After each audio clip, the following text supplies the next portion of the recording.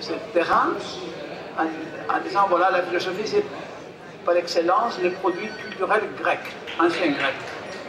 Alors, évidemment la question, le binôme photographie-philosophie fait référence à un champ énorme. La question est complexe, c'est toujours la question d'où on va traiter cette montagne énorme. Et alors, nous avons inventé une sorte de stratégie. On va diviser le temps en deux parties. Et nous aurons l'occasion d'écouter Panagiotis Papadimitropoulos. Lui, il est photographe, mais il a des intérêts aussi théoriques. Il enseigne la photographie à Ioannina. Il a écrit beaucoup de textes sur la photographie. Alors, ça sera très intéressant pour voir quelqu'un qui a une pratique photographique et aussi une pratique, soi-disant, théorique. Deuxième partie, ça sera François Soulage, qui est un vétéran dans le domaine de la philosophie de la photographie.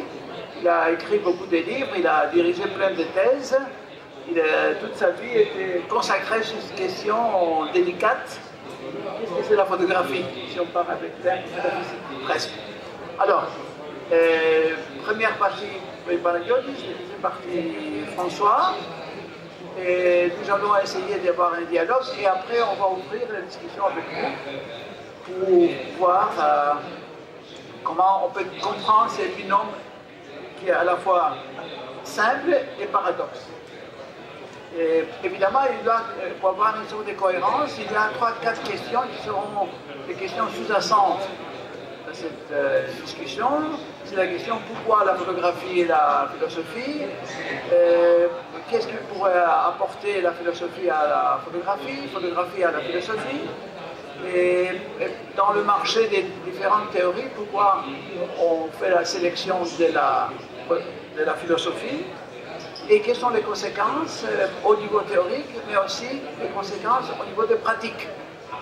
C'est toujours la question, pas seulement au niveau théorique, mais toujours de voir quel est l'impact concret sur le travail des photographes. Alors, Panagiotis, si tu veux commencer, ce serait un grand plaisir. Bonjour, je vous remercie d'être tous là. Je remercie M. François Arrêt de nous avoir invités ici à la fête de la francophonie. Moi, M. Soulage, M. Demosthène Agrafiotis. Je remercie aussi Demosthène Agrafiotis d'avoir accepté notre médiateur de ce débat, de ce combat. Je remercie aussi François Soulage d'avoir accepté gentiment cette invitation. Et on va essayer de faire quelque chose d'intéressant à partir de ce sujet qui est très complexe, le rapport entre la photographie et la philosophie. Donc ce sujet est en effet très complexe, puisque la philosophie c'est un champ qui s'est ouvert il y a 2000 ans à peu près, même plus. Et la philosophie, la photographie c'est quelque chose qui est plus récent. La photographie, elle a commencé, elle est née à peu près en 1835. Et donc voilà déjà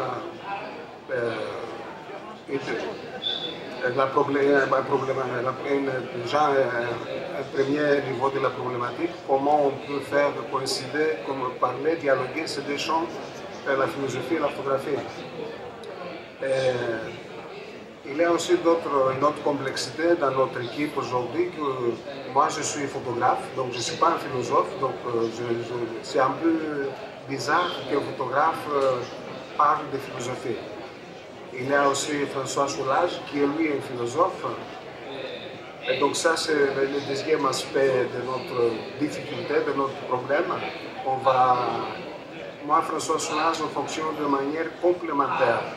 Et la théorie et la pratique, ils se marient ensemble pour faire une nouvelle synthèse.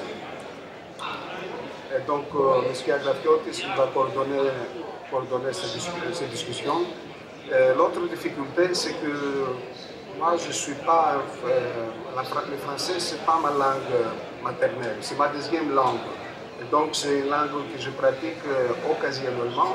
Donc ça me pose un problème supplémentaire de parler de philosophie, de photographie, aujourd'hui même, alors que je pratique les Grecs le plus souvent. Donc voilà, vous avez un peu la dimension problématique de notre débat aujourd'hui. Je vais demander votre indulgence pour la projection parce que je vais condenser, dans 10 minutes, je vais condenser 40 ans de photographie, de pratique photographique. Donc voilà, c'est un peu la question qui pose la photographie. La photographie est une poétique de réduction. Une poétique de réduction. Μια ποιητική του ολίγου. Une poétique de réduction. On fait un clic, on fait une photo. Et après, toute la vie de photographe se défile dans 10 minutes, dans 7 minutes, 40 ans de vie. Ça, c'est la complexité de la photographie. C'est pour ça que je dis que la photographie, c'est une poétique de réduction. Μια ποιητική του ολίγου. Une poétique de réduction. Pour donner un peu le ton de ce débat aujourd'hui, je vais commencer par une citation de Descartes, qui se trouve dans ce livre de François Soulages, sur la philosophie des images de François Soulages, et le sous-titre c'est Altérité, méthode et art. Donc je vais commencer par cette citation de Descartes. Je cite Descartes. Ici mon dessein n'est pas d'enseigner ici la méthode que chacun doit suivre pour bien conduire sa raison, mais seulement de faire voir en quelle sorte j'ai tâché de conduire la mienne. Comment Descartes a essayé de conduire sa propre vie. Donc, à partir de cette citation de Descartes, je ne vais pas donner une dimension globale de la philosophie. Je vais commencer par ma propre expérience de la photographie. Je vais vous montrer 6 séries photographiques. Le début, une deuxième série qui s'appelle Famille africaine. Ce sont 2 séries où il n'y a pas de mots. Ce sont des images tout seules, sans mots, sans texte, sans théorie. Et ensuite, je vais enchaîner avec le journal parisien qui a été publié dans ce livre, Journal parisien. Je vais passer à une autre série qui s'appelle Photo mentale. Et ensuite, je vais montrer quelques photos qui sont extraits de ce livre, Métaphotographie. Et je vais terminer avec une série qui s'appelle In and Out, @paris.fr. Donc il y a beaucoup de photos, je vais essayer de faire vite. Et si je passe, vous conseillez si c'est trop long, vous m'arrêtez. Vous êtes le gardien du temps, voilà. Donc je commence la première série, ce sont mes premières photos que j'ai fait quand j'étais à Paris. Donc c'est une période de 1982 jusqu'à 2005. Voilà, c'est la première photo. Cette photo est très importante. C'est ma première photo, c'est-à-dire ma première bonne photo. Cette photo, je n'ai pas compris tout de suite son importance, mais après je l'ai envoyée dans des concours, elle a gagné des prix, et là, au bout de 2 ans, j'ai compris un peu cette photo, et c'est cette photo qui m'a appris ce qu'est la photographie, et cette photo correspond à la fondation de tout ce que j'ai fait par la suite. C'est un peu la base de mon alphabet photographique, de tout ce que j'ai fait dans la suite. Donc c'est mon premier enfant, je dirais. Cette photo, je me dis encore, c'est ce qui m'a appris ce que c'est la photographie. Je passe vite.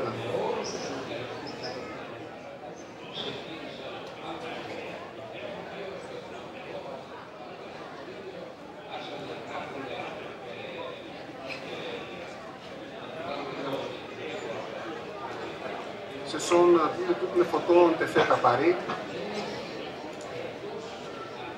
Le principe de cette série, c'est que ça se base sur le principe de photomontage.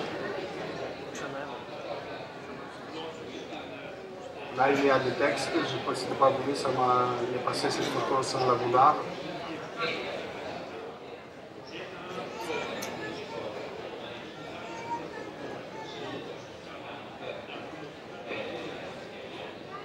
Donc ce sont des compositions très riches en graphisme, où il y a la composante formelle est très riche.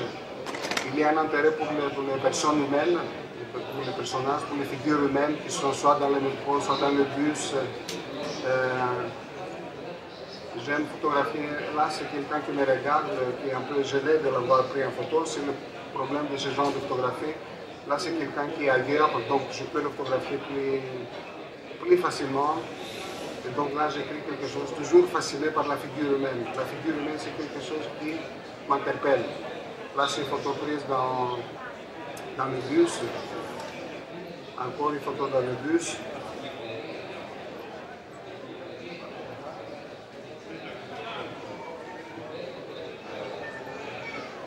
Là, je passe à la deuxième série, Famille africaine. Donc, 1986-1998, ce sont des photos de familles africaines que j'ai photographiées à Paris. La photo a été une sorte de passeport qui m'a permis,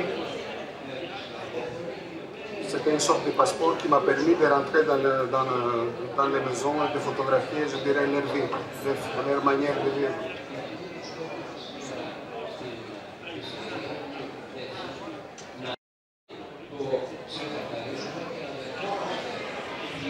J'ai photographié leurs couleurs, les vêtements, leurs couleurs, leur regard qui était très important.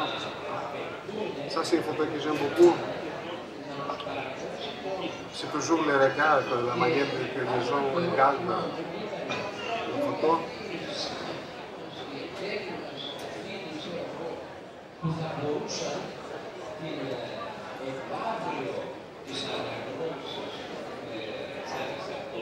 Là, quelqu'un qui est concentré sur ce monde, et encore le regard des enfants. Là, je passe à la troisième série Journal parisien 1988-1991. Et cette série, j'ai pu la terminer 20 ans après, en avril 2012. Je passe vite la photo, je vais arrêter juste cette photo. C'est cette photo-là qui est un peu le début, le point de départ de cette série. C'est une citation de Roland Barthes, de Dwight Nichols, qui note « La plupart des photographes photographient la vie des autres, jamais la leur ». Donc à partir de cette série, je commence à introduire des éléments autobiographiques, des éléments de ma propre vie. Et donc je photographie au centre, il y a les personnages, les Parisiens, et autour, dans la périphérie, il y a des photos format timbre qui correspondent à mon environnement personnel, à ma chambre d'étudiant, là où j'habitais à l'époque quand j'étais étudiant. Et donc il y a aussi des textes, des bouquets de livres que je lisais à l'époque, toutes mes lectures, donc une sorte de dialogue constant avec des artistes, des philosophes, des écrivains.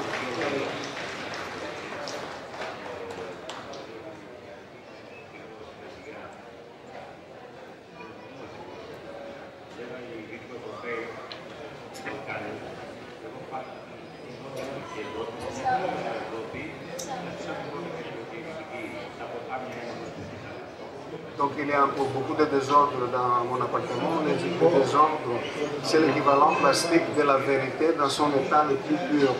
C'est ma façon de mettre un peu de philosophie, de donner raison à mon désordre, à mon monde chaotique dans mon appartement.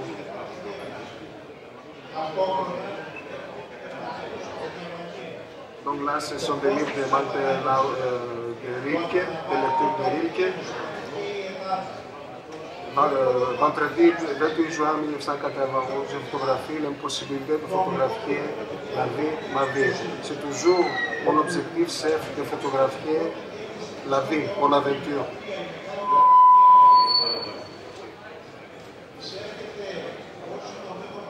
Et là, c'est une photographie qui est un hommage à Henri Miller.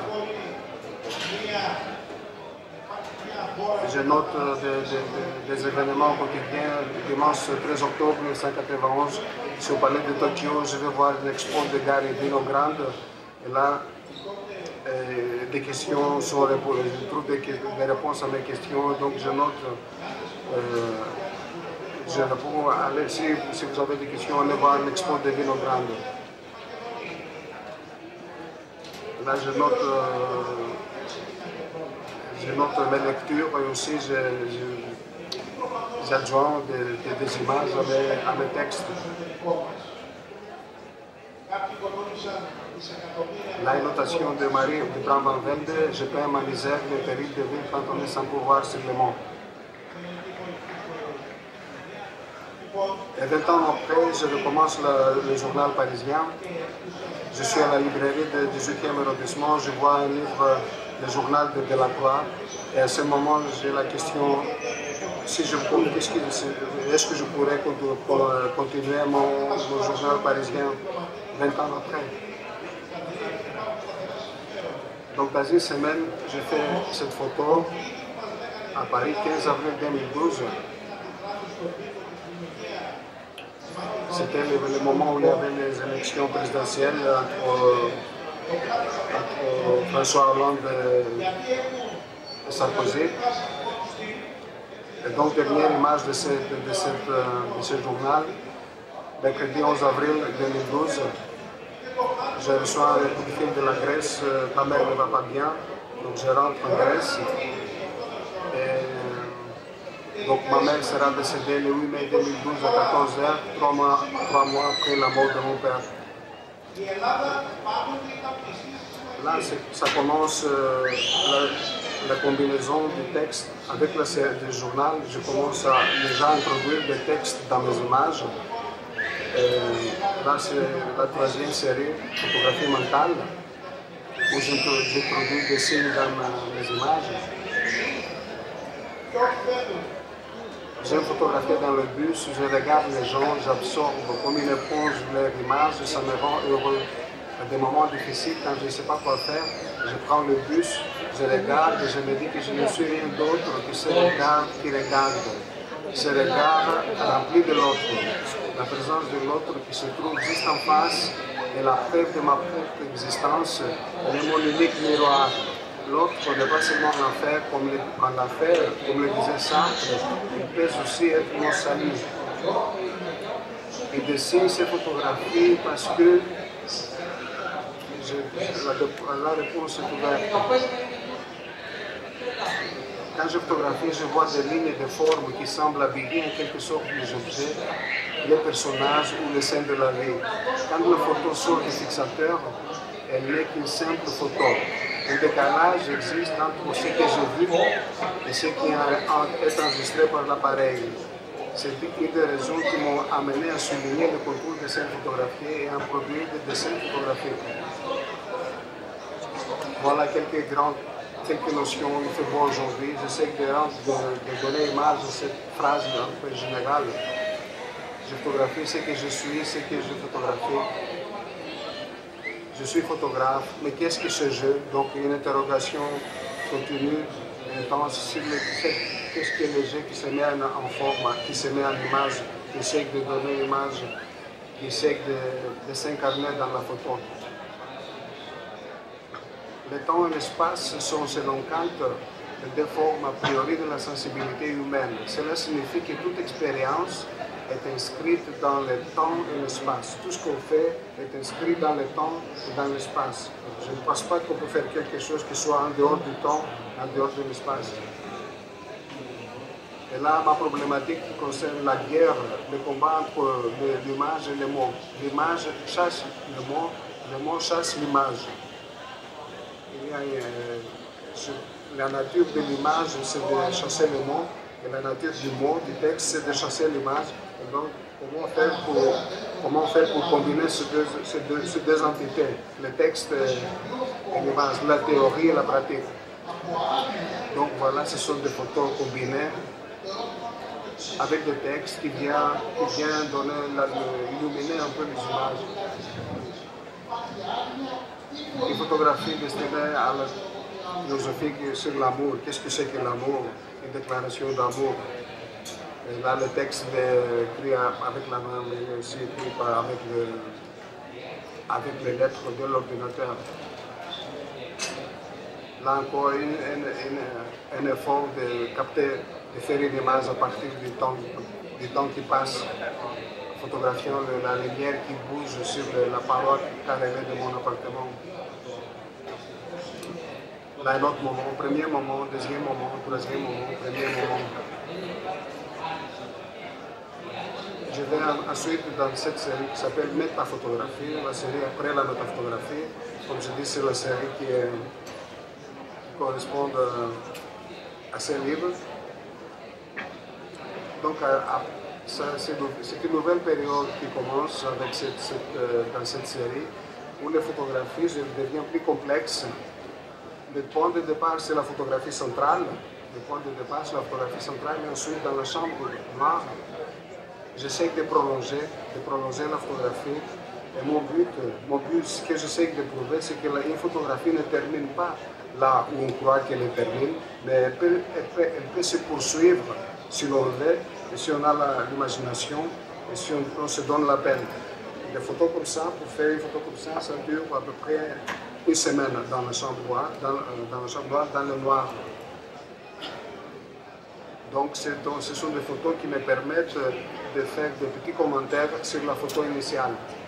Là, vous voyez, il y a le chapeau, une multiplication qui commence avec... Je prends quelques détails de la scène initiale et ensuite je développe pour faire un triptyque qui est au format d'à peu près 70 cm par 1,50 m.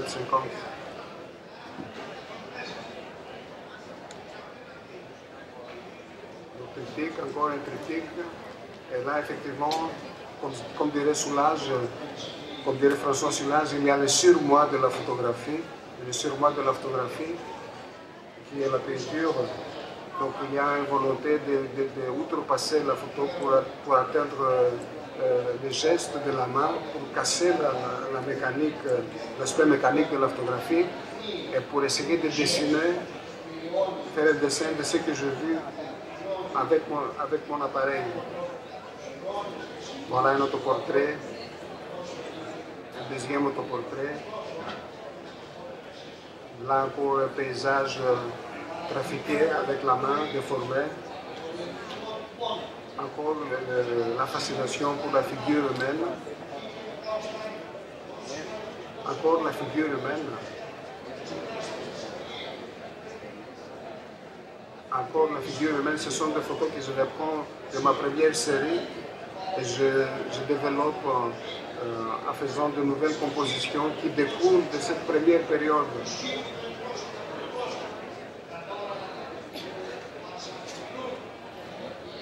Effectivement, il y a l'influence de Mondrian, de Piet Mondrian.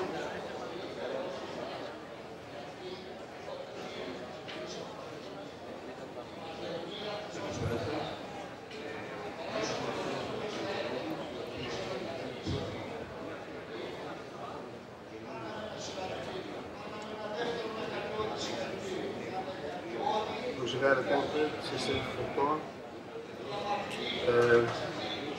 J'ai arrêté la photographie pendant 5 ans.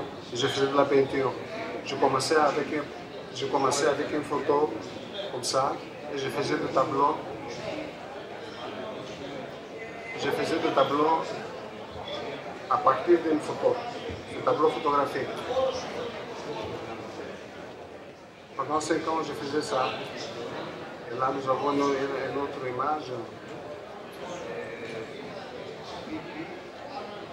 On voit la photo initiale et puis tout ce que j'ai fait après, donc ça faisait un triptyque où on voyait la photo initiale, on voyait le tableau, et on voyait notre photographie qui découlait de la première.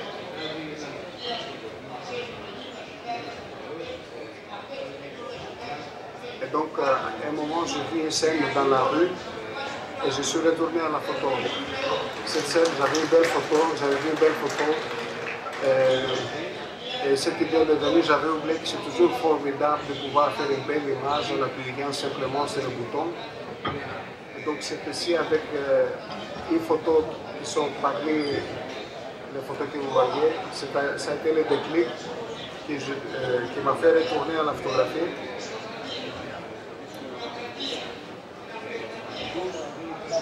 Mais le problème, c'est quand je suis retourné à la photographie, je n'étais plus la même personne. J'étais une autre personne parce que cette expérience de la peinture m'avait enrichi. Donc là, j'ai commencé à faire expérimenter des photos, d'essayer de faire de nouvelles images dans la chambre noire. Et donc là, dans cette photo, je note un peu ma fascination pour la recherche. Je suis plus fasciné par la recherche de l'image pendant la prise de vue et le tirage que par l'image finale. Ça, c'est une photo polyphonique, une photo plurielle, une photo multiple, une image multiple qui est composée de plusieurs photos et de textes. Et là, c'est une photographie unique prise dans l'image, dans l'époque de Salonique, qui est un peu le résultat de cette recherche que j'avais faite de l'image précédente que vous avez vue. Donc là, ce sont quelques...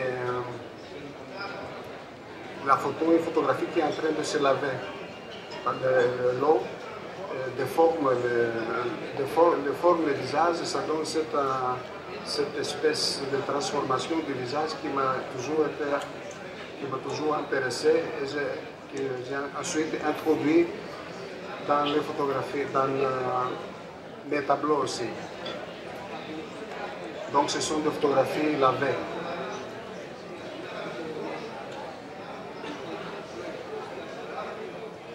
Et là, j'essaie de montrer tout le processus, tout ce qui se passe dans la chambre noire. Là, ce sont les pinces avec lesquelles j'utilisais pour transporter les photos du banc du révélateur au fixateur.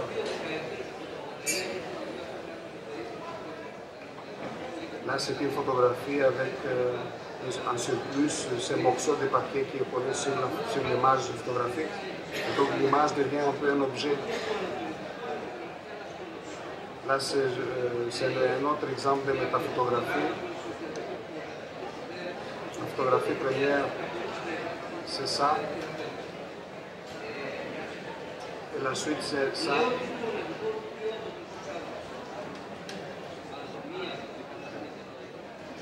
Donc je commence par une photographie. Et là, je joue, j'expérimente et je montre différentes variations de cette première photo en jouant avec tout ce qui est possible pour donner une vision multiple de cette première photographie. Là, c'est la répétition.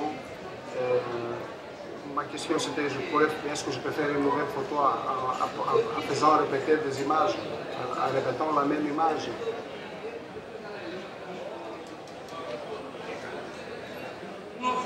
Là aussi la photo et le dessin. Là aussi des photos qui combinent toutes les opérations qui sont faites dans la chambre noire avec le résultat final.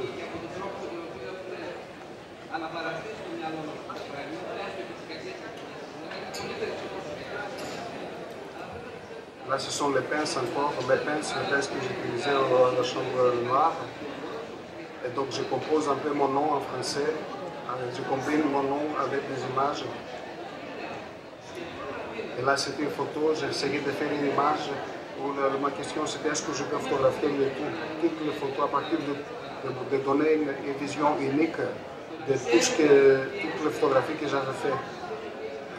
Une photographie totale qui présente toutes les photos, qui condense toutes les images dans une seule image.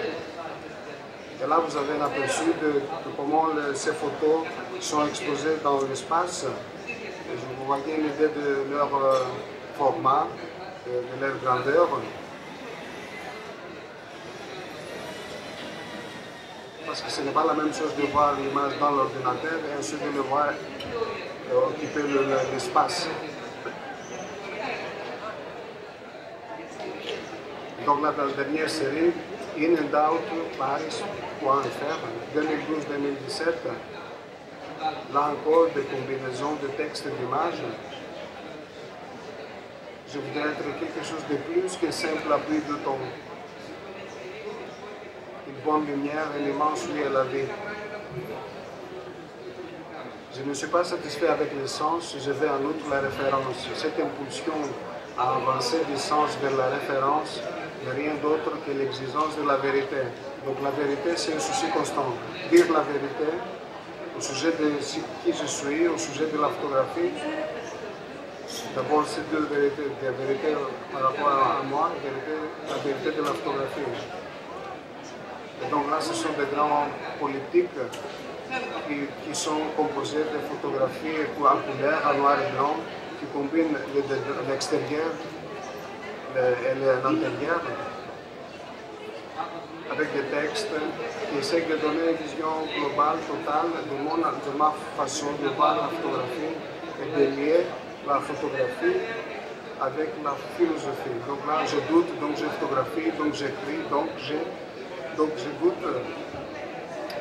Je doute, je reviens à Descartes, j'explore, je dirais, le doute cartésien. Et le doute, c'est un moteur qui me fait travailler, qui me fait avancer. Voilà.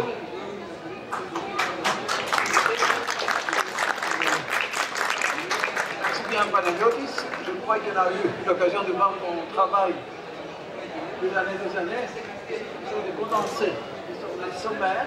Mais je crois que c'est intéressant parce que quand même on a compris le terrain et l'espace de temps qu'on est en recherche. C'est très intéressant. Et aussi, évidemment, maintenant il y a plein de questions, on peut poser ça. Et je vous propose d'avoir la possibilité d'écouter ton voix et après on va faire un retour. Parce que là on peut poser des questions très précises parce que évidemment on travaille avec beaucoup d'informations. Et on va essayer au moins d'aborder deux trois dimensions qui vont être fondamentales de notre travail. Mais évidemment, c'est plein de questions, plein d'expérimentations. On voit la photo, la meilleure photo, mais aussi l'aspect plastique de la photo qui est dans le centre de ton littéraire. Alors, un grand merci pour ça. Et maintenant, je demande à François. Merci beaucoup. Merci beaucoup aux techniciens parce que c'est assez compliqué. Et surtout, merci à Monsieur Philippe Rey qui a eu la gentillesse de m'inviter, mais surtout d'organiser cette magnifique rencontre sur la francophonie. Et j'aimerais bien que, peut-être à la fin, nous puissions dire quelques mots sur la francophonie. Et merci aussi, bien sûr, à Démosthène, qui est non seulement l'animateur de la journée, mais qui est un grand photographe, poète, écrivain, philosophe, et c'est un honneur de pouvoir être à côté de lui. Et merci aussi au Go-Between, merci à Panagiotis, dont j'estime énormément le travail de photographe. Vous l'avez vu, ça s'est montré tout seul. Et aussi la réflexion, son livre « Le sujet photographique » est un livre qui est important en France, traduit aussi en Grèce, et j'en suis très très content. Donc c'est bien cette rencontre sur philosophie et photographie, parce que je crois que M. Philippe Rey nous a tendu une perche. C'est la rencontre entre deux pays qui ont fait naître deux choses. La Grèce a fait naître la philosophie et la France a fait naître la photographie. Alors on se rencontre et on va essayer de voir un peu ce qui s'y joue. Et je dis bien, dans la dernière partie sur la francophonie, ça risque d'être intéressant. Et donc l'amitié que Panagiotis me porte et que je lui porte nous permet d'avancer sur ce travail de la photographie, les rapports entre la philosophie et la photographie. Cela fait une vingtaine d'années que nous travaillons ensemble, on a beaucoup travaillé à Paris. Nous avons fait il y a 9 ans un beau colloque à l'université Aristote et nous avons publié ce livre sur le pouvoir et les images, et donc qui était autour de la photographie. Alors, on m'a demandé de me présenter, je vais essayer de le faire en 3 minutes à toute vitesse, à partir des couvertures photographiques des livres que j'ai pu publier. Mais avant, j'aimerais vous expliquer que si je suis ici, je suis content parce que c'est la Grèce, et la Grèce m'a appris non tant la philosophie de Platon que le dialogue socratique. Ce qui m'intéresse dans une philosophie, c'est un peu à la manière de Wittgenstein, ce n'est pas la doctrine. Les doctrines, vous savez, il y en a partout. Et souvent, entre une doctrine philosophie et une idéologie, c'est simplement un peu plus haut de gamme. La philosophie, on comprend un peu moins bien, et donc on est un peu plus fort parce qu'on ne comprend pas. Ce qui m'intéresse d'abord, c'est la démarche philosophique. Et donc le dialogue me paraît capital. Dia, c'est ce qui va nous mettre ensemble, et puis le logos, bien sûr, que l'on va vénérer, utiliser, et qui va nous pousser à nous dire, mais ce qui est en dehors du logos, est-ce que ça vaut vraiment le coup? Exemple, des choses qui pourraient être en dehors du logos, le mythos, est-ce que ça pourrait avoir du sens? Oui, a dit Platon. Et ça peut donner aussi la fiction, même si on sait ce que Platon pouvait craindre dans la fiction, avec notamment la mimésis. Mais mettons cela entre parenthèses. Et puis l'image, oui, tout ça, c'est important, à mon avis. Et donc, c'est cet avec, ce dia qui me paraît important. Et quand je fais un retour, jamais objectif, sur les 40 ans de travail que j'ai pu accomplir, je m'aperçois qu'il y a le avec.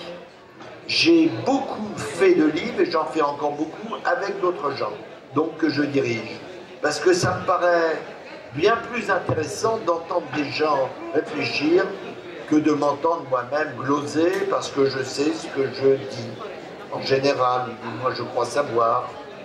Je crois savoir parce que j'oublie pas la phrase de Platon du Théétète, 153. Qu'est-ce que c'est que la pensée? C'est un dialogue de l'âme avec elle-même. Et si nous ne dialoguons pas intérieurement, nous sommes dans l'incapacité totale de dialoguer avec quelqu'un d'autre. Et c'est pour ça souvent que être avec quelqu'un, c'est souvent être à côté de quelqu'un et non pas être dans une construction.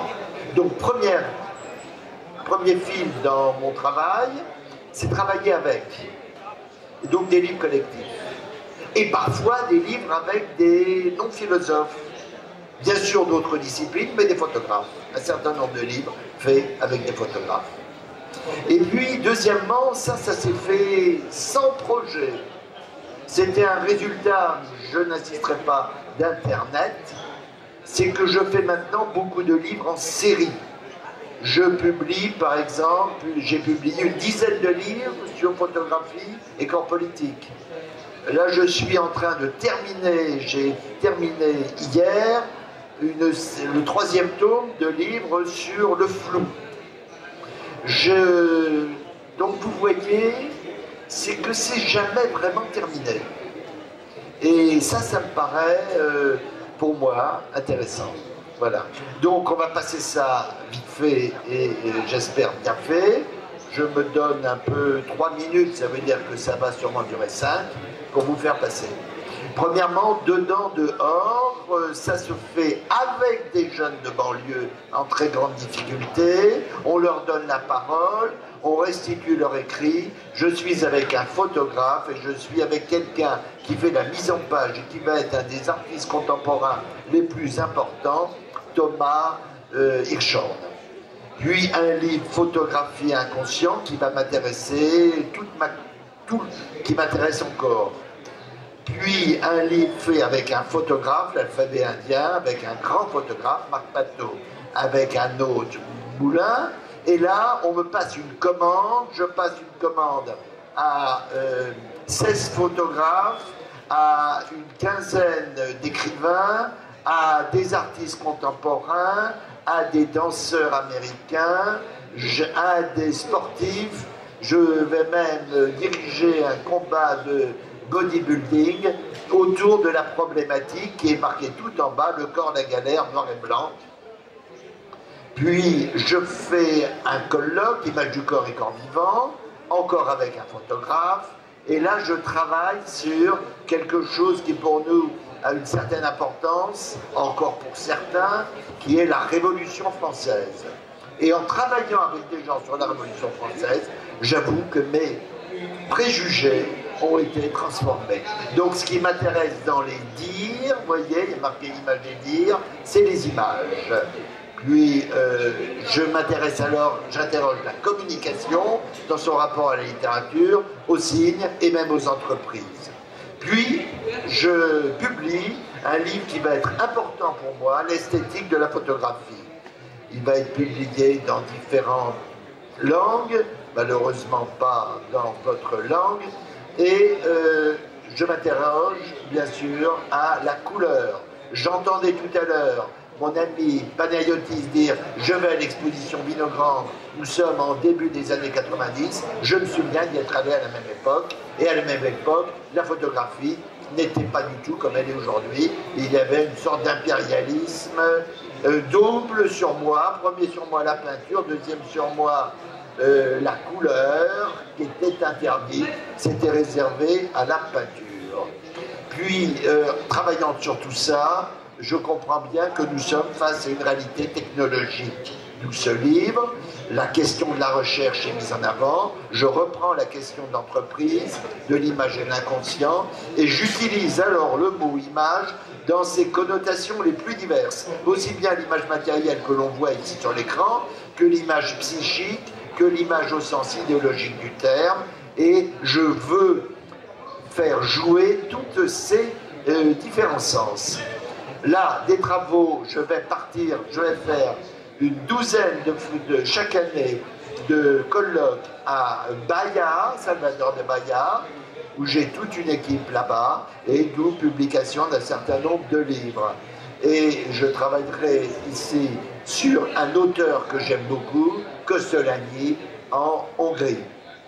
Et là, je vais publier un livre plutôt poétique, L'homme effacé, avec des images qui, je vous le dis, ne m'ont pas vraiment convaincu. C'est-à-dire que l'éditeur qui m'a demandé ce livre, je lui ai donné le manuscrit et il m'a dit, c'était l'éditeur de Derrida et de Robbe-Grillet, j'étais vraiment confiant. Il m'a dit, je vais vous trouver une photographe, et les photographes, filles que l'on a mis à côté, je ne les ai pas trop aimées. Celle-ci, je l'aime encore. Puis là, le début de 10 livres et d'un gros travail international sur la politique de la photographie du corps, où dans différents pays, je vais travailler avec les gens en redéfinissant avec eux la problématique.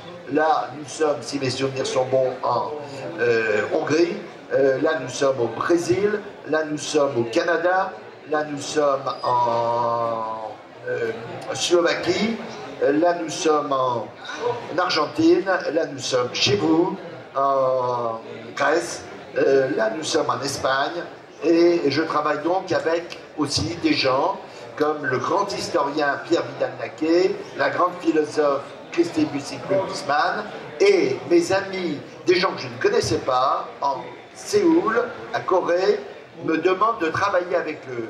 Et ils me proposent une problématique que je ne connaissais pas, photographie, médias et capitalisme. Ce livre sera fait en France, et celui-ci, qui est différent, sera fait à Séoul.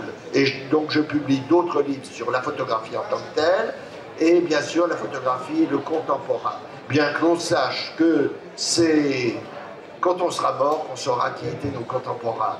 Donc il y a une sorte d'illusion autour de la notion de contemporanéité. Là, un très beau livre où l'on m'a imposé cette couverture, j'ai eu un prix avec ce livre, parce qu'il y a, vous voyez, ni titre, ni nom d'auteur. C'est un très gros livre comme ça, et j'ai accepté, et je crois que j'ai bien fait.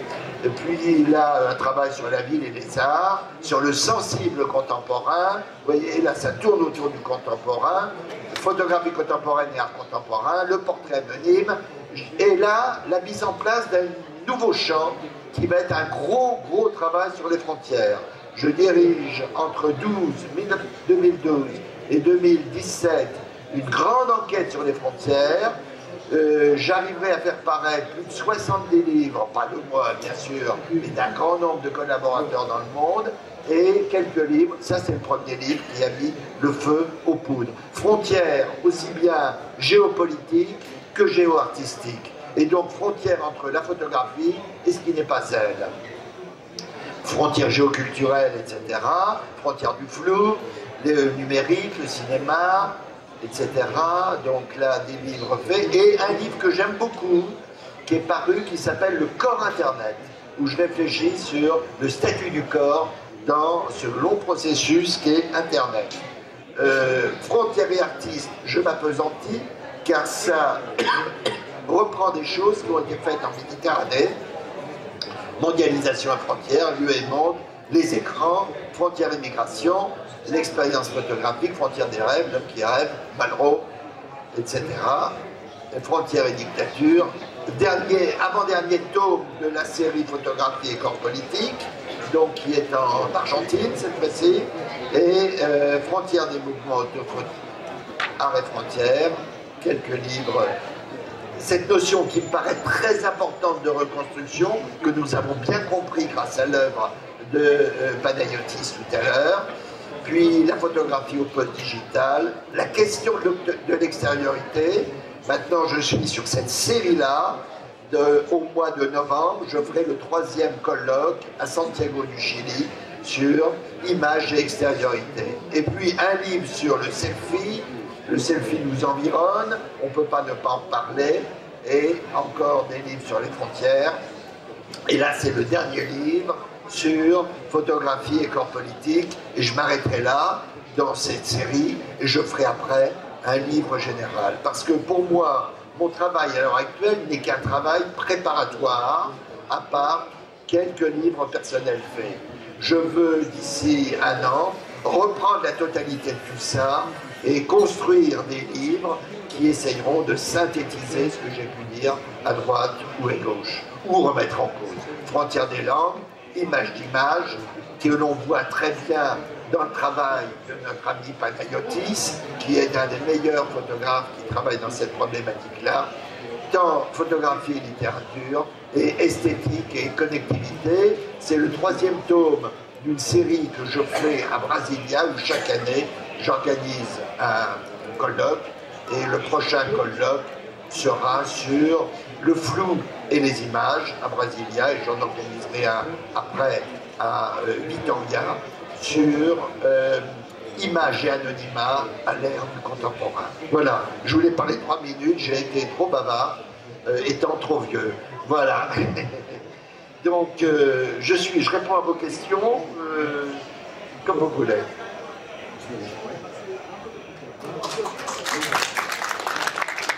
C'est un travail énorme. Ces livres, on pose la question, comment c'est possible? Oh, non, c'est pour faire ces livres, c'est très simple. Premièrement, il faut avoir de la passion. Deuxièmement, il faut aimer des gens avec qui on travaille.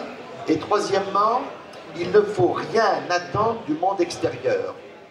Je ne supporte pas les gens qui pleurent en disant « Papa ne m'a pas donné d'argent, mon université ne m'a pas donné d'argent, mon pays ne m'a pas donné d'argent, j'ai passé un deal avec un éditeur qui n'est pas du tout coté, qui s'appelle l'Harmattan, lui disant « Je travaille gratuitement, mais quand je vous envoie un livre de moi ou quelqu'un d'autre, on le publie.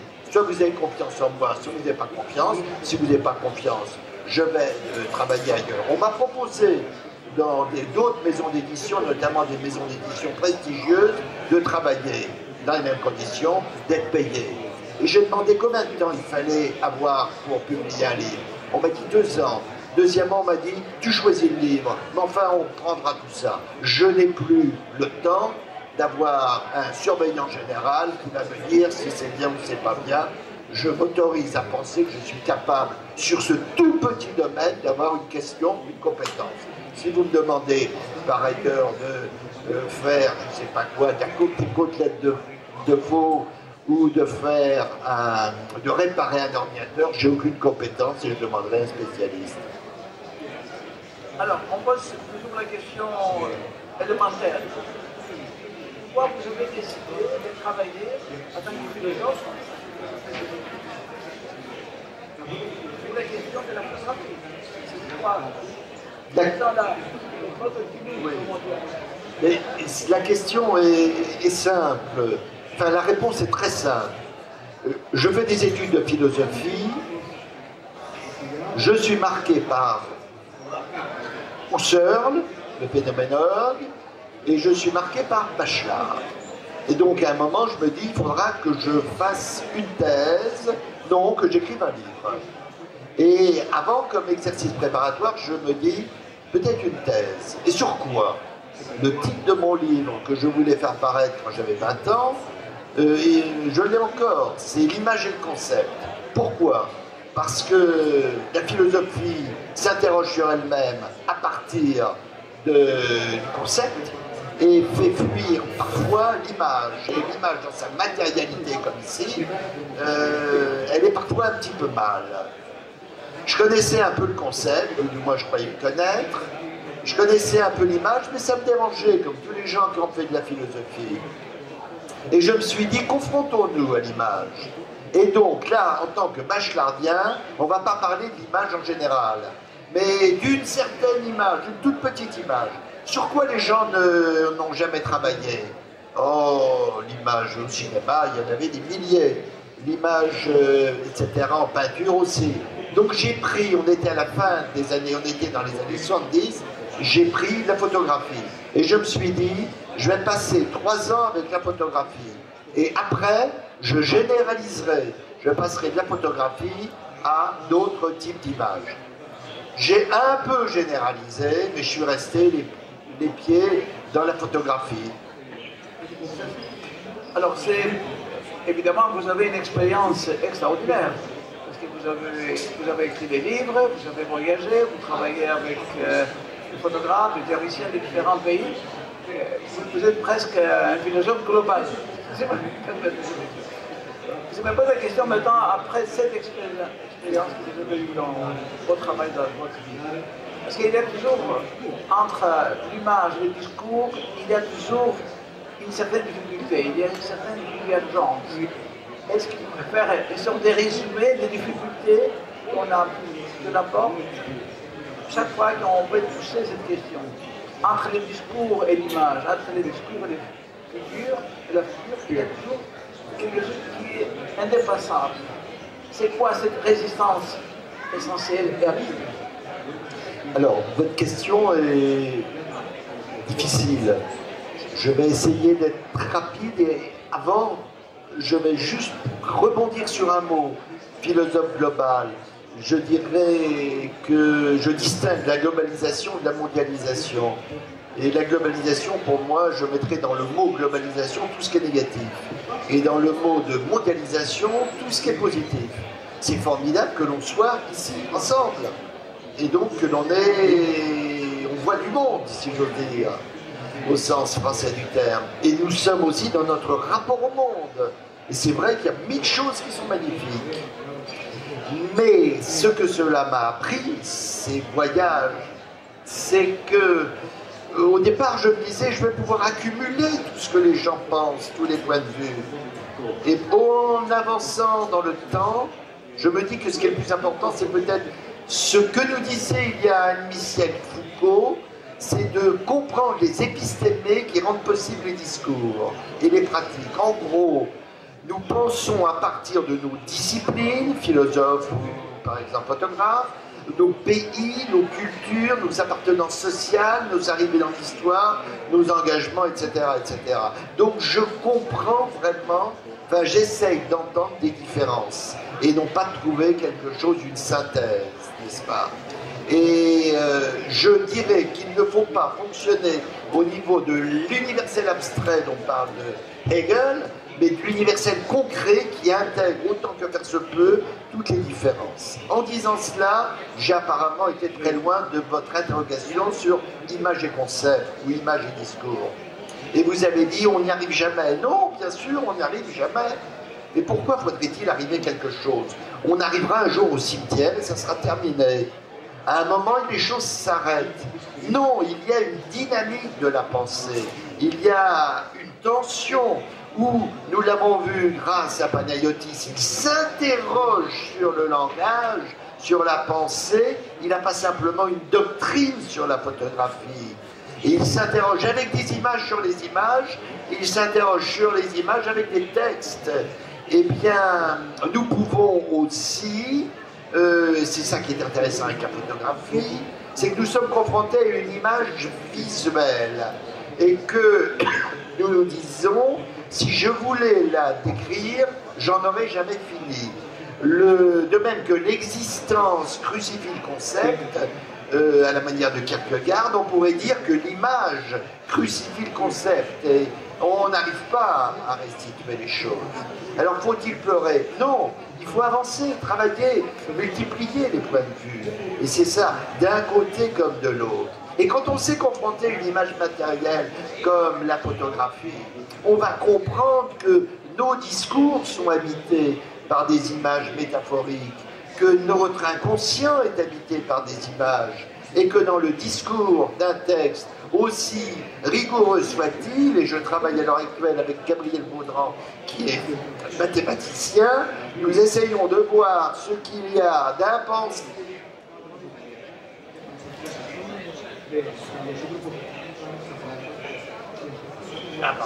d'impensé dans les mathématiques et comment les mathématiques sont elles-mêmes nourries d'images.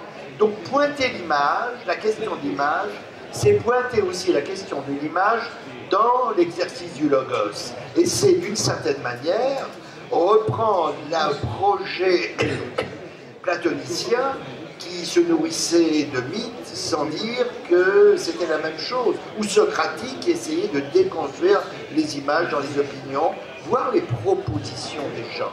Et donc la photographie nous permet un exercice de purification du concept et de travail de l'image. Et puis elle nous pose 1000 problèmes, ou elle peut être le prétexte à nous poser 1000 problèmes. Je veux penser au temps, je pars sur la photographie. Je veux penser à l'espace, je pars de la photographie. Je veux penser à la politique, je pars de la photographie. Et vous voyez, ça nous enrichit.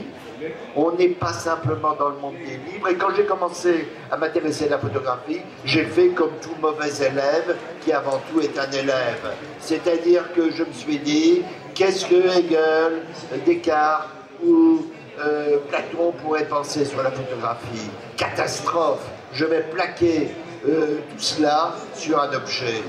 Ce qui m'a le plus appris, c'est de me confronter, comme dit Husserl, à la chose même, à la photographie, aux travaux des photographes, et à penser que la photographie, parfois, est autre chose qu'un signe, qui relèverait de la sémiotique, et c'est très bien, mais qui est aussi une image, qui relève soit du plus existentiel, soit tout simplement du plus artistique. Et dans le travail de Panayotis, nous entendons à la fois l'interrogation sur l'artistique et l'interrogation sur l'existentiel. Bref, Roland Barthes, qui est un summum, dans les années 60, écrivait dans la revue Communication sur la photographie et sur les pattes Panzani.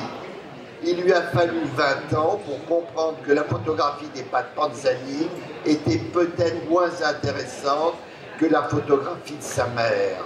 Et il m'a donc permis, grâce à ce tunnel de 20 ans, moi, de gagner 20 ans. J'ai tout de suite compris, après avoir relu Kafka aussi, que la photographie de ma mère est peut-être plus importante que la photographie d'un paquet de packs Panzani. Pour les gens qui ne savent rien faire, eh bien qu'ils fassent de la publicité et de la communication. J'ai écrit dessus, c'est intéressant. de voir ces discours médiocres et de voir comment ils fonctionnent. Mais si l'on veut s'intéresser vraiment aux choses, rencontrons les artistes, de même que si l'on veut connaître la peinture, on ne va pas acheter une boîte de peinture qui va peindre ma cave, mais on va se confronter pendant une journée à un tableau de Rothko. Et bref, nous sommes renvoyés au même problème qu'avec la musique. Qu'est-ce qu'on pourrait bien dire sur la musique? Et pourtant, comme disait Nietzsche, je crois, que serait le monde sans la musique? Alors, je crois que c'est le son très compliqué de votre part, mais quand même c'est intéressant parce que vous avez posé cette question. Alors, dernière question pour vous. Est-ce qu'on peut parler d'une certaine tradition française sur les binômes philosophie et photographie? D'une autre manière, en voyageant dans différents pays, est-ce que vous considérez que votre approche, votre tradition, on peut le dire, une tradition française? Parce que ça nous fait un petit peu des francophonies comme ça. Oui, alors je crois qu'il y a une spécificité française, mais je voudrais d'abord, avant, vraiment dire tout ce que je trouve de bien dans d'autres pays. Alors je ne parlerai pas dans le vôtre avec Panayotis, ça serait lui faire honte ou lui faire... Je parlerai de deux auteurs, Rosalind Krauss aux États-Unis, et c'est rare que les États-Unis puissent des réflexions vraiment passionnantes, et deuxièmement, un auteur brésilien dont le nom à la seconde sort de ma tête, ça reviendra tout à l'heure, où il y a d'autres manières de percevoir. Alors en France, je crois qu'il y a eu beaucoup de textes sur la photographie. Je les diviserai sommairement en deux, pour faire très vite. Je dirais qu'il y a des textes d'artistes qui sont magnifiques. Ils font parfois 3 pages, parfois 5 pages, parfois beaucoup plus. Et ça, c'est très bien. Et puis, il y a des textes de théoriciens. Alors, comme toujours, des gens peuvent se tromper. Ce qu'a écrit Baudelaire sur la photographie n'a aucun intérêt, sauf pour le critiquer. Ce qu'a écrit Bourdieu sur la photographie est, à mon avis, catastrophique. Il a donné à un petit gars qui connaissait rien de l'art photographique de faire un chapitre pour son livre sur la photographie, comme si je disais, et dans ce chapitre, on ne parle que des photographies qui sont dans des revues style Paris Match. C'est comme si on parlait de la littérature française à partir des nouvelles qui sont dans la revue d'Air France. Vous voyez? Bon, mais chacun fils de son temps, et Bourdieu n'était que Bourdieu. Tous les autres livres sont intéressants, celui-ci est très mauvais. Bon, c'est pas grave. Alors, les autres livres qui sont intéressants, eh bien, je ne parlerai pas du livre de Dubois, un, parce qu'il n'est pas français, et deux, parce que c'est un copier-coller du livre, peut-être, d'une certaine manière, de Rosalind Krauss. Enfin, c'est pas ce qui me paraît le plus important. Mais, dans les réflexions sur la photographie, il y a un grand monsieur qui nous a tous marqués. Il était conservateur à la Bibliothèque nationale. Il voyait chaque année des milliers de photos. Son père était Grand Prix de Rome. J'ai fait un livre sur le travail de son père en gravure. Et il a découvert quelque chose qu'il ne connaissait pas. Il s'appelle Jean-Claude Lemagny. Et il a écrit des textes tout à fait intéressants. Il a permis à la photographie de passer d'un monde où on l'a considéré comme valant 3 fois rien, jusqu'en 1980, en France, la photographie, c'est même pas qu'elle était méprisée, elle était inconnue par les gens, disons, par les gestionnaires du capital culturel, par tous les héritiers, n'est-ce pas? Sauf certains héritiers qui avaient joué, qui faisaient eux-mêmes un travail photographique. Cartier-Bresson, Lartigue, etc. Et à partir de ce travail de Jean-Claude Lemagny, il y a eu, avec d'autres gens comme Denis Roche, Morin, Horry, les cahiers de la photographie. C'est ce qui a occupé les choses pendant 10 ans, dans les années 80. Et donc, il y a une...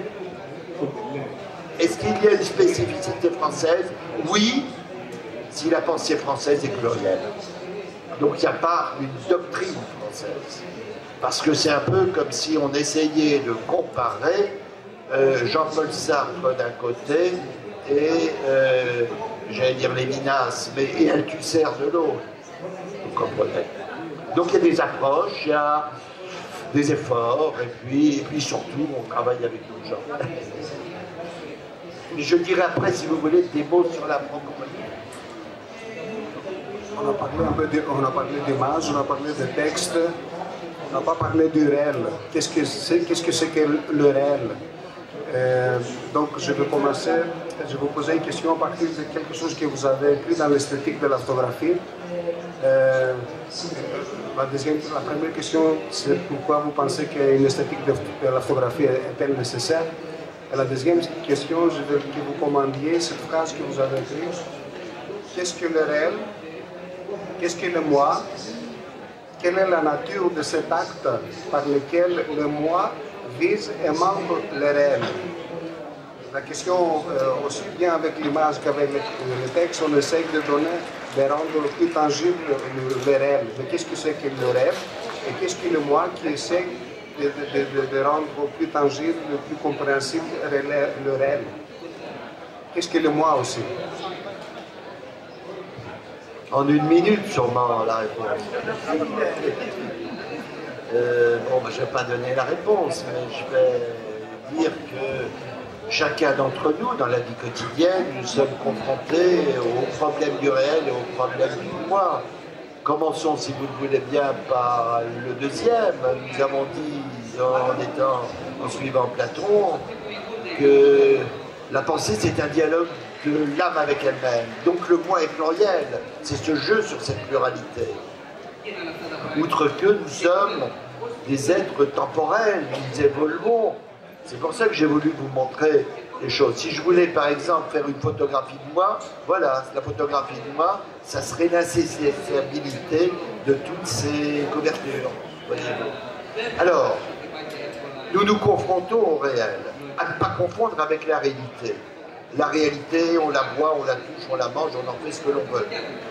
Le réel, personnellement, si j'avais 3 noms à donner, je donnerais Clémence Brosset, le réel est l'idiotie. Je donnerai Jacques Lacan, le réel est impossible. Je donnerai Kant sur le monde la chose en soi, etc. Et je dirais que du réel, nous n'y arriverons, nous ne touchons jamais le réel. Nous n'avons du réel que des représentations, que des phénomènes. Et c'est d'ailleurs, pour moi, très intéressant, c'est très peu pratiqué, mais les photographies qui font des images avec autre chose que du visuel. J'ai un ami qui travaille sur les odeurs. Vous savez que si vous voulez, par exemple, être un soldat et tuer des gens la nuit, vous ne les voyez pas, vous prenez des caméras qui vont vous permettre de les voir, non pas en mettant un gros projecteur, mais c'est parce que nous émettons tous une certaine odeur et l'on peut reconstituer une certaine chaleur et l'on peut reconstituer le corps de l'autre à partir de là. Donc c'est la production d'éléments qui vont après faire image. De même que quand on envoie une sonde spatiale sur Mars, on n'appuie pas sur un bouton on ne fait pas une photo comme on peut en faire ici. Vous comprenez? On prend des informations diverses et variées et on fait image. Eh bien, le photographe nous montre justement que se faire image est impossible, que nous sommes face à l'inphotographiable. Et c'est pour ça que nous continuons à photographier. Et c'est pour ça que les images s'accumulent. C'est pour ça qu'une œuvre photographique est plus intéressante qu'une photo. Une photo, ce serait... Ah, tiens, voilà, la photo de quelqu'un. Mais une œuvre photographique essaye de cerner avec différentes images en sachant bien qu'on n'y arrivera jamais ce qu'il en est. Et je pense au travail que vous avez fait, les mécènes, sur le Japon, avec des photographies d'un côté, des poèmes de l'autre, dits dans 3 langues, non pas pour vendre 3 fois plus de livres. J'espère que vous n'êtes pas un vil commerçant, mais pour montrer que 3 langues, c'est 3 manières de dire quelque chose. Et qu'il y en a une 4e qui est l'image. Comment a-t-il fait cette image? De même que notre ami Panayotis, en noir et blanc, un peu délavé. Et le travail de Panayotis, qui est remarquable, c'est le travail de l'image dans l'image. Il y a des images qui sont très grandes où à partir d'une seule image, il va composer. Et Panayiotis, je regrette une chose, je peux lui dire maintenant, c'est qu'il ait fait tant d'images. J'aurais aimé qu'il ne fasse qu'une seule image. Qu'il appuie une seule fois sur son appareil pour faire un négatif ou une matrice numérique et que le reste de sa vie, il exploite tout ça et lui sait faire ça en composant différentes choses. Parce que l'esthétique de la photographie montre que la photographie, c'est l'articulation étonnante de la perte. Quand j'ai photographié le visage de Panayiotis, déjà c'est pas son visage. Parce que si je vais le photographier dans une boîte de nuit avec de la lumière bleue, il sera différent. C'est donc la perte, c'est donc l'articulation de la perte, mais ça y est, je ne l'ai plus son image. Et du reste, et qu'est-ce qui nous reste? C'est la photo, les photos. À partir d'un seul négatif, on peut faire 1000 photos. À partir d'une seule matrice numérique, on peut faire un nombre indéfini de photos. Et la photographie, nous comprenons qu'elle joue avec les deux dimensions temporelles qui sont en nous, l'irréversible d'un côté et l'inachevable de l'autre. Mais c'est peut-être comme ça que nous vivons. Mon passé est irréversible, je ne peux pas revenir il y a 10 secondes, mais n'ayez pas peur, ce n'est pas inachevable, je ne vais pas rester à vous parler pendant des milliards d'années, mais je veux dire, j'avance.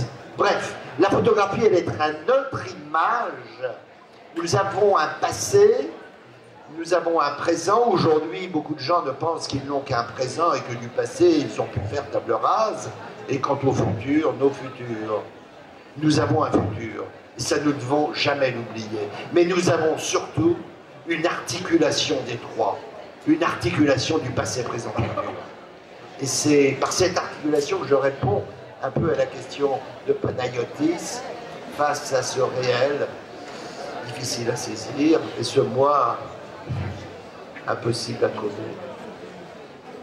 Est-ce qu'il y a une question urgente de votre part? Parce qu'on va terminer notre discussion sur la question de la francophonie. Oui. Un petit moment, le microphone.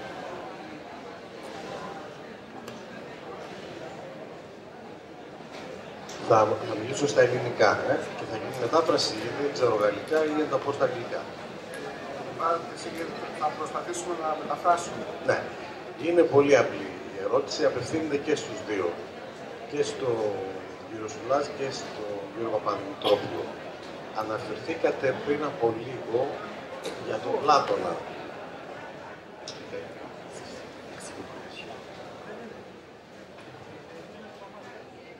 Donc, je traduis, vous avez... Non. Vous répétez la question.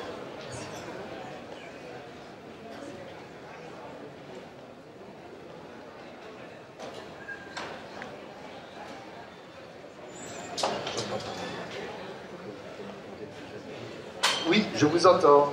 Voilà, merci. Ok. Ok. Je vous entends. Allez-y. Αναφερθήκατε πριν από λίγο, ο κύριος Σουλάς αναφέρθηκε, έκανε αρκετή αναφορά στον Πλάτωνα και στην ψυχή, όπως επίσης ο κύριος Παπαδημητρόπουλος αναφέρθηκε στο ρεάλ, στο πραγματικό και στο εγώ. Θα κάνω έτσι μια πολύ ενδεχομένως απλοϊκή ερώτηση και θα ήθελα και οι δυο να μου απαντήσετε. Εάν ο Πλάτωνας είχε μια φωτογραφική μηχανή, πώς θα φωτογράφιζε την ψυχή? Ευχαριστώ.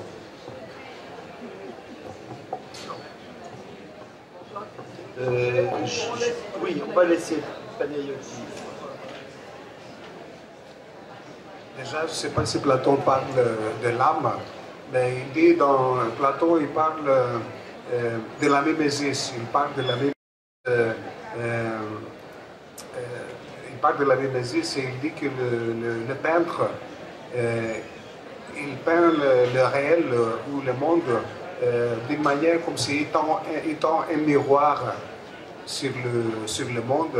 Et donc, Platon, il dit que le peintre, ou à plus forte raison le photographe, il ne peint pas la réalité telle qu'elle est, mais la réalité telle qu'elle apparaît Donc, Platon, il dit que la peinture est en 3 degrés éloignée de la vérité.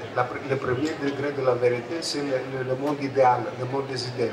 Le deuxième degré de la vérité, c'est le réel tel qu'il est fabriqué par l'artisan. Par exemple, il y a l'idée du lit, tel qu'il est d'un lit unique, il parle. Et ensuite, il y a le lit tel qu'il est fabriqué par l'artisan. Et en troisième lieu, il y a le lit tel qu'il est peint par le peintre ou tel qu'il est photographié par le photographe. Donc on peut dire que l'image est éloignée en 3 degrés de la vérité. Et je ne sais pas si Platon il parle de l'âme, il parle dans le public, il parle de l'aspect de comment l'âme dans la métasarcose, mais ça je ne me suis pas occupé de ça.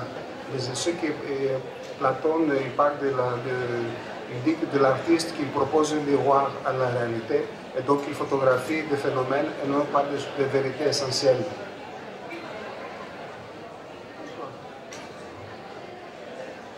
Je crois que Platon nous dirait qu'il n'y a pas que le visible sur Terre, il y a aussi l'invisible.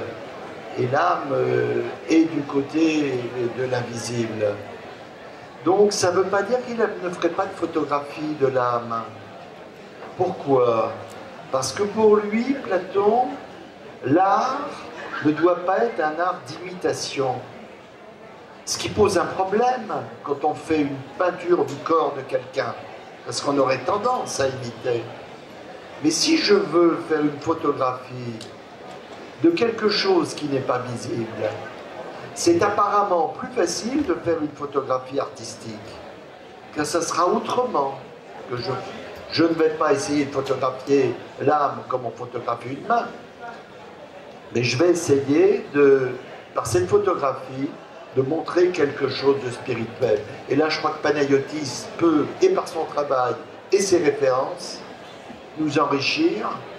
Ces références sont doubles, c'est du spirituel dans l'art de Kandinsky et les textes de Paul Klee qui nous dit qu'il faut essayer de rendre visible l'invisible. Et je crois que c'est ça. Je vais essayer de... Alors, il ne faut pas oublier que Platon, il est un poète avant tout. Vous connaissez ça, sa vraie vocation, c'est de la poésie.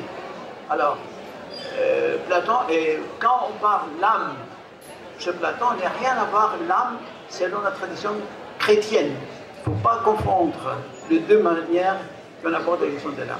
Alors, qu'est-ce qu'il pourrait faire Platon? Comme poète, il organise un symposium autour de la question. Il distribue les photos, met un appareil de photo à tout le monde et dit voilà, on fait quelque chose, on fait une performance collective. Voilà la réponse à votre question. Je vais commander une phrase, je vais demander à M. Soulage de commander une phrase, quelque chose qu'il a écrit sur vous dites à un moment, ça a été joué. Ça a été joué. Et puis à un moment, vous écrivez, il n'y a pas le ça du photographiant, il y a aussi le ça du photographié. Et donc ça, si vous faites une référence à l'appareil psychique de Freud, sur le ça, le moi, le surmoi, et vous mettez en rapport avec l'acte photographique. Ça a été joué, et c'est ça, c'est le ça, la première propose de Freud. Comment vous entendez ça? Je pourrais en parler. Et après, il faut enchaîner sur la question de la francophonie. Sur la francophonie, oui. Je vais faire très vite. Barthes écrit un livre magnifique qui s'appelle La Chambre claire. Et si j'ose dire, les erreurs de Barthes seront toujours supérieures à nos petites propositions vraies. Or, dans ce livre, il parle du ça a été. Il essaye de se consoler de la mort de sa mère, d'atteindre à des retrouvailles quasiment de l'ordre d'une résurrection, c'est quasiment paulinien le texte de Barthes, en disant mais au moins ça a été.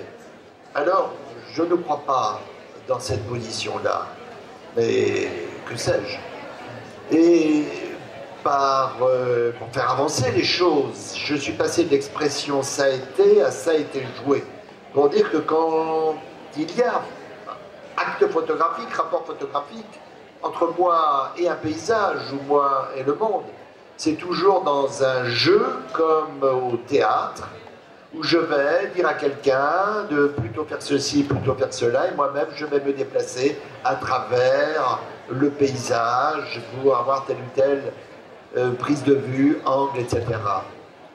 Je veux dire par là que on ne prend pas des photographies, on les fait. Je prends les clés qui sont dans ma poche et je vous les montre. Les photographies, elles n'existent pas plus que votre image existe, préexiste à votre présence quand vous êtes face à lui. Chez vous, vous avez un miroir, eh bien, en ce moment, il n'y a pas d'image. Il n'y a pas d'image parce qu'il n'y a pas de sujet. Et donc, la photographie existe par rapport à un sujet qui fabrique à partir de cette matière première que sont les phénomènes visuels, parfois, ou ça peut être, comme je vous l'ai dit, d'un autre ordre. Et en fonction de son point de vue, son appareil, etc., etc. Et donc, tout ça, c'est un jeu. Et on peut en jouer. On peut même, à partir d'une photographie, la transformer. Nous connaissons tous les hommes politiques qui aujourd'hui refusent qu'on prenne des photos d'eux et qui donnent aux journalistes des photos qu'on a fait d'eux. Nous connaissons tous Joseph Staline, qui était entouré au début de beaucoup de gens, et progressivement, les gens disparaissaient sur la photo parce qu'ils étaient exécutés. Nous connaissons tous quelque chose qui est totalement comparable, qui est la publicité. Et donc, on est dans un jeu là-dessus. Alors maintenant, est-ce que c'est un rapport avec l'inconscient? Bien sûr, parce que tout rapport humain est un rapport non pas tant de parole à parole, voire de corps à corps, mais d'abord d'inconscient à inconscient.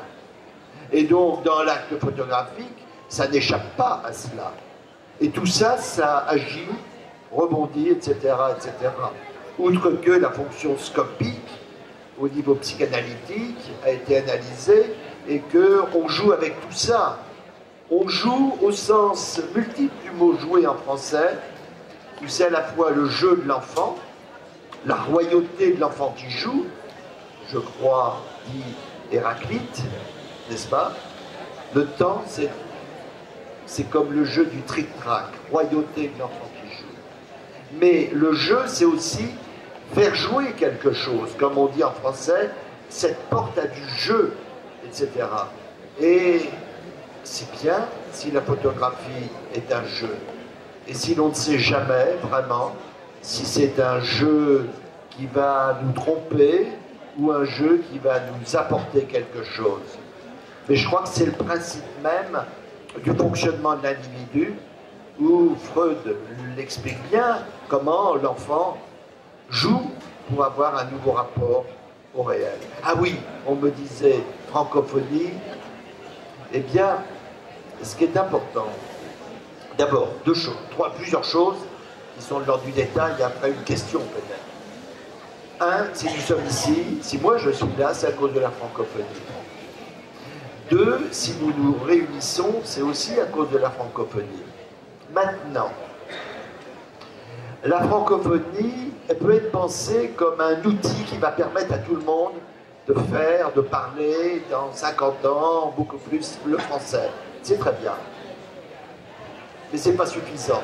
Nous ne sommes pas tous voués à essayer de vendre des rafales dans le monde entier et de conserver les gens qui sont français. La francophonie, ça doit être là aussi une interrogation sur la langue française. Et tout à fait sincèrement, je vénérerai énormément tous ces auteurs, par exemple grecs, qui sont venus en France et qui ont fait avancer non pas le stock d'énoncés français, mais qui ont fait avancer l'interrogation sur la langue. On parlait tout à l'heure, hier, de Moréas, très bien. Mais je donnerai un exemple personnel.